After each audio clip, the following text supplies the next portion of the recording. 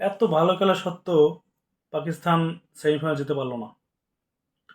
আজকে বিশ্বকাপের টি-টোয়েন্টি ম্যাচে পাকিস্তান বনাম শ্রীলঙ্কার এই ম্যাচে পাকিস্তান টোটাল 212 রান করে।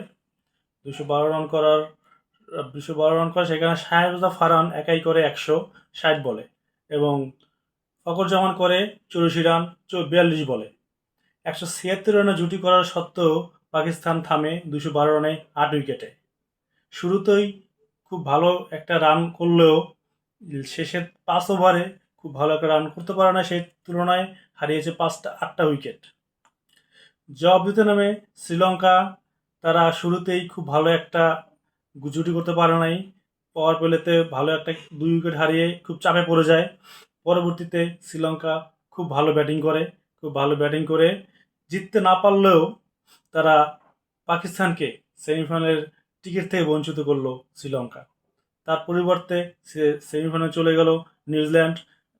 তো যেটা হয়েছে, পাকিস্তান এত ভালো খেলার পরেও তারা যেতে পারলো না এবং পাকিস্তানের যেই ক্যাচ মিস, ফিল্ডিং মিস, এগুলোতেই পাকিস্তান আসলে হেরে গেছে এখানে। শ্রীলঙ্কারও ইনিংসে কিছু ক্যাচ মিস এবং ফিল্ডিং মিস ছিল, তার থেকেও পাকিস্তানের আর একটু ভালো খেলা দরকার ছিল। তো বন্ধুরা, আপনাদের এই ম্যাচ কেমন লাগলো? আশা করি কমেন্টে আপনার মতামত জানাবেন। ধন্যবাদ।